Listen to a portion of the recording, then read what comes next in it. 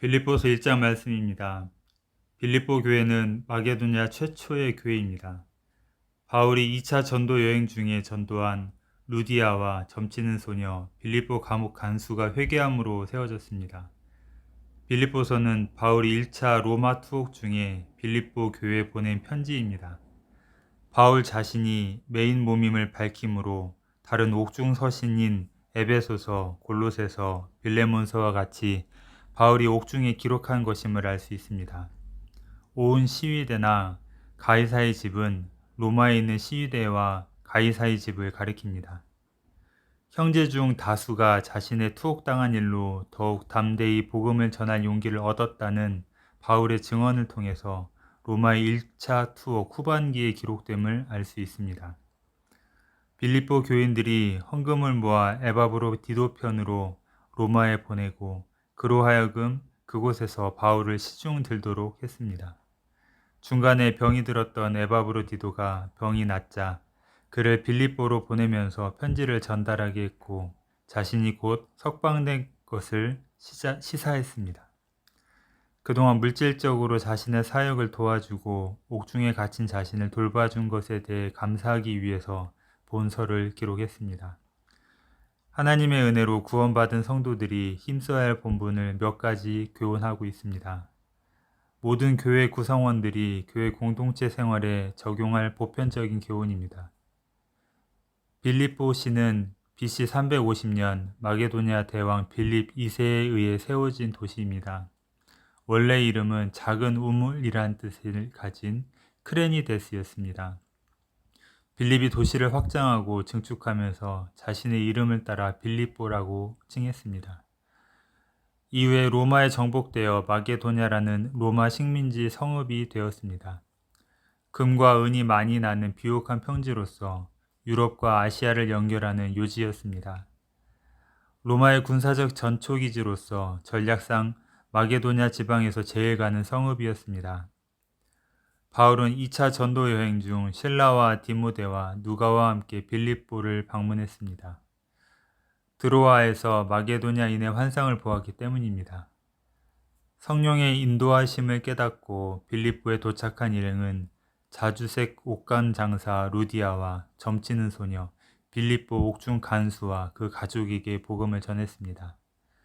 회개한 이들이 루디아의 집에 모이기 시작한 것이 마게도냐 최초의 교회인 빌립보 교회가 되었습니다. 바울이 빌립보 교회에 편지할 당시 교회 직제가 어느 정도 확립되어 있었습니다. 바울은 모든 성도와 감독들과 집사들에게 라고 편지를 하였습니다.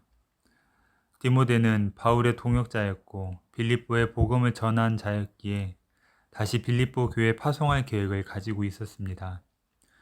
디모데는 고린도후서, 골로새서, 데살로니가전서, 데살로니가후서, 빌레몬서 등에서도 바울과 함께 서신서의 공동 송신자로 소개됩니다. 디모데는 바울과 빌립보 성도들의 특별한 관계를 맺고 있었습니다. 복음 사역을 도왔으며 이후에도 빌립보를 여러 번 방문하여 빌립보 교회에 잘 알려진 지도자였습니다. 바울은 그리스도 예수의 종으로서 자신을 소개합니다. 예수 그리스도께만 복종하고 의지하며 모든 삶의 초점을 맞추려는 바울의 모습을 강조한 것입니다. 그리스도를 통해 하나님과의 화목은 은혜의 열매가 됩니다. 바울은 편지를 쓸 때 일반적으로 인사하고 감사와 기도를 드립니다.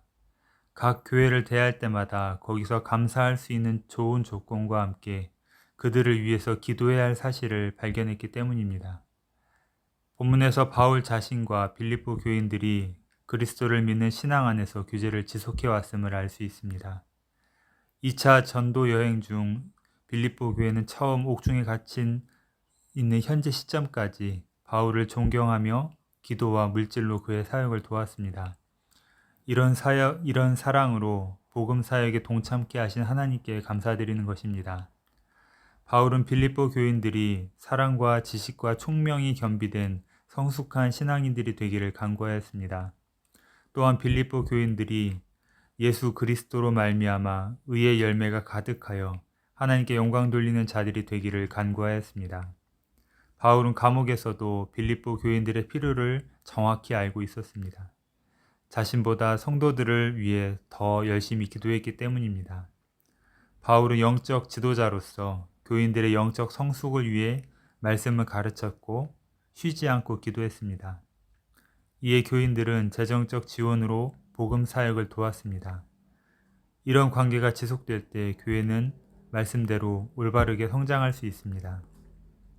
참 목회자라면 자기의 안위보다는 성도들의 영적 성숙과 평안함을 위해 수고하고 기도로 힘써야 합니다. 바울은 위로하기 위해서 편지를 썼습니다. 투옥된 것이 마치 복음의 패배인 것처럼 염려하고 근심하는 빌립보 교회에 믿음이 연약한 성도들을 위해서 편지를 쓴 것입니다. 투옥된 것이 오히려 복음 전파의 새로운 국면을 맞이하는 기회가 되었습니다. 옥에 갇힌 자신을 사랑하고 순수한 마음으로 복음을 전하는 자들과 반대로 자신을 시기하는 마음에서 복음을 전하는 자들이 생겼습니다. 동기에 어찌 되었든 결국 전파되는 것은 복음이었기에 자신은 이에 대해서 기뻐할 뿐이라고 밝힙니다. 바울은 자신의 생사관을 밝힙니다. 두 부류의 전도자들 사이에서 초연할 수 있었습니다. 살든지 죽든지 오직 그리스도만을 존귀케 하기를 원한다고 고백하였습니다. 바울 개인적으로는 자신이 죽어서 그리스도와 함께 있는 것을 더 소망했습니다. 그러나 복음 전파와 다른 사람들의 유익을 위해서 살겠다고 고백하는 것입니다. 당시 네로의 지배하에 있던 모든 성도들은 언제 닥칠지 모를 환란에 불안했습니다. 그뿐만 아니라 빌립보 교회는 유대인과 이방인들로부터도 박해를 받았습니다. 이에 바울은 성도가 당하는 고난의 의의를 설명합니다. 성도들이 믿음 위에 굳게 서서 주님의 말씀을 전할 수 있도록 격려하는 것입니다. 성도들이 고난과 박해에 태연하게 임한다면 그것은 성도들에게 구원의 증거입니다. 이것은 적대자들에게는 멸망의 근거가 됩니다. 왜냐하면 성도들의 인내는 하나님으로부터 오는 것이기 때문입니다. 성도들이 핍박을 견뎌내는 것은 그들이 하나님께 속했다는 증거가 되는 것이고, 반대로 박해자들은 하나님을 대적하는 자들이 되어서 심판을 면치 못할 것이라는 증거입니다. 성도들은 신앙을 지키기 위해 협력해야 합니다. 그리스도로 말미암아 구원을 받은 성도들은 그리스도를 위하여 고난도 함께 받아야 합니다. 악한 세상에서 그리스도를 향한 믿음을 지킨다는 것은 어려운 일입니다. 고난당하며 낙심하기도 합니다. 그러나 고난 중에는 유익이 있습니다. 욥과 같이 고난 중에도 자신을 돌보시고 함께 하시며 모든 괴로움을 이겨낼 힘을 주시는 하나님을 발견하고 감사하게 됩니다. 모든 고난을 참고 견딘 후에 정금과 같은 믿음을 얻게 된 욥처럼 고난 중에도 우리를 도우시는 하나님의 사랑을 발견하기를 바랍니다. 고난은 연단의 과정일 뿐입니다. 끝까지 견디는 자에게 정금과 같은 믿음을 주십니다. 바울은 감옥에 갇힌 중에도 기뻐하고 또 기뻐하였습니다. 옥중에서도 복음을 전하기에 더욱 힘있게 전파되었습니다. 믿음을 지키기 위해 세상적인 손해를 입기도 합니다. 그러나 순간적인 손해일 뿐입니다. 욥이 이후에 갑절이나 풍성한 축복을 받았듯이 우리에게도 더 큰 축복으로 갚아주십니다. 가장 큰 상급은 생명의 면류관입니다. 하나님의 나라에서 모든 영광과 축복을 누릴 것입니다. 현재의 고난은 장차 나타날 영광과 비교할 수 없습니다. 예수를 따른다는 것은 고난의 길입니다. 그 고난으로 인하여 더욱 성장하고 복음이 전파됩니다. 하나님께서 큰 상급으로 갚아주실 것입니다. 핍박과 고난은 이 세상의 악한 것을 버리고 그리스도를 위해 살고자 하는 이들에게 찾아옵니다. 바울에게는 육체적인 질병이 있었습니다. 여러 차례 치유를 강구했지만 거두시지는 않았습니다. 고난이 겸손을 위한 은혜의 방편이라는 사실을 깨닫게 하셨습니다.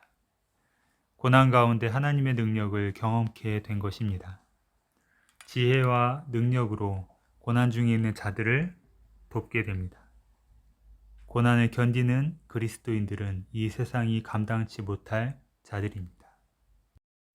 하나님의 은혜가 여러분들과 함께 하시기를 바랍니다.